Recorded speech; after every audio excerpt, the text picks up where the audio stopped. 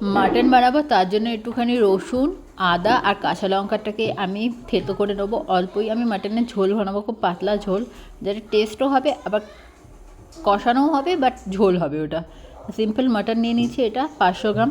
তো এটার মধ্যে আমি কিছু ম্যারিনেট করবো না, সিম্পল রেখে দেবো। নর্মালি আমি ধুয়ে ফার্স্টে রেখে এগুলোকে দিয়েছিলাম, থেতো আর করে আদা রসুন নিয়েছি, কাঁচা তো লঙ্কাটা খুব ভালো অনেকটাই করে আমি পরিমাণ বেটে থেতো নিয়েছি। করেছি। তারপর ওর আর মধ্যে তার আমি সাথে সরি তেল নিয়ে নিয়েছি, আমি তেলের প্রেশারে মধ্যে বানাবো। আমি একটুখানি তেল, তেজপাতা, তেজপাতা, লবঙ্গ, আর একটু দারচিনি, এলাচ দারচিনি, আর শুকনো লঙ্কা, লবঙ্গ, মানে চেরি এলাচ, শুকনো লঙ্কা যেগুলো হয় ব্ল্যাক ওগুলো পেপার, তার সাথে একটুখানি দিয়ে ভালো করে এও দিয়ে দিয়েছিলাম, পেঁয়াজগুলোকে, একটা পেঁয়াজ নিয়েছি আমি, চিলি, একটা পেঁয়াজ নিয়ে আমি স্লাইস করে দিয়েছি। আর চিলি তার দিয়ে সাথে আমি ভালো করে নাড়িয়ে চাড়িয়ে পেঁয়াজটাকে তারপরে খুব ভালো করে ফ্রাই ওটাকে করে ভালো নিতে হবে, করে একদম ফ্রাই লাল করে ফ্রাই নিতে করতে হবে হবে যাতে অনিয়নের সাথে। আর তার সাথে কষানোটা আমি খুব ভালো হয়। আর তার সাথে আমি সুগার দিয়ে দিয়েছিলাম, চিনি যেটা দিয়ে দিয়েছিলাম, ভালো করে চিনি দিয়ে রেড ভালো করে কালারের কষিয়ে নিয়েছি।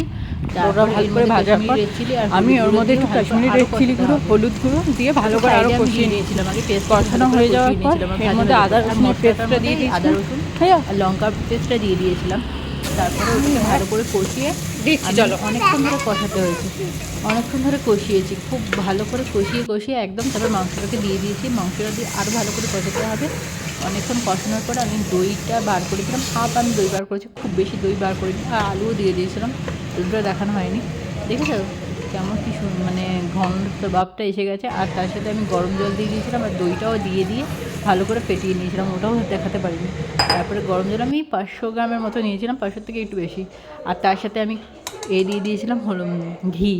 ভালো করে কষিয়ে আমি সিটি দিয়ে দিতে, মনে পড়ছে না কটা সিটি দিয়েছিলাম, আমি অনেকগুলোই দিয়েছিলাম।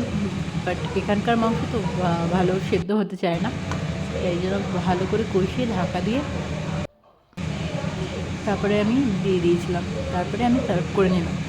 আর সার্ভ মানে খুবই সুন্দর হয়েছিলো। এটা পোলাও, ভাত বা ফ্রাইড রাইস সবার সাথেই ভালো লাগবে। ভালো লাগলে লাইক সাবস্ক্রাইব করে দিও। সিম্পল আর টেস্টিও, একদম পুরো বাটারের মতো ঘি দিয়ে বেরাচ্ছিলো। টাটা।